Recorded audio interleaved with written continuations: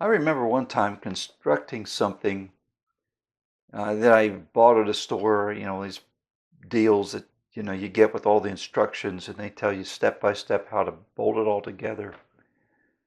But I decided to do it without reading the instructions, without following the manufacturer's specific directions.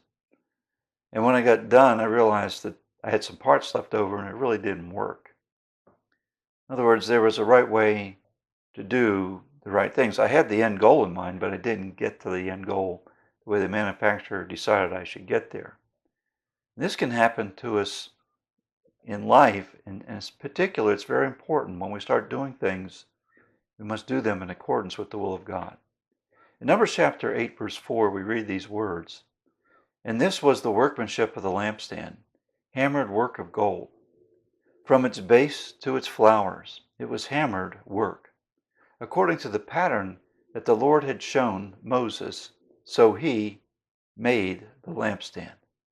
In the tabernacle there were 7 golden lampstands, and these were to cast light upon the table of presence with the 12 loaves. And they were to be kept burning continually.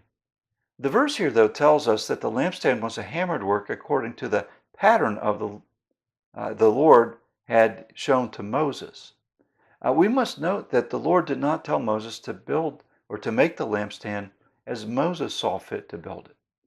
The Lord gave specific pattern to Moses for the making of the lampstand. He could have just made it to hold some candles or oil lamps or something like that, just shine light. But that's not what Moses did. Moses followed the very specific pattern that the Lord had given him.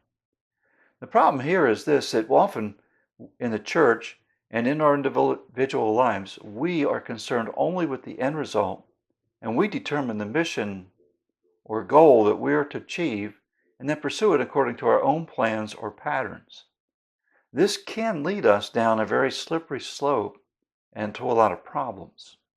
As Moses was to build the lampstand according to the pattern that the Lord gave him, we also must seek the goals that he has set for us and pursue them in accordance with the pattern that he has given us in his word. You see, the ends do not justify the means.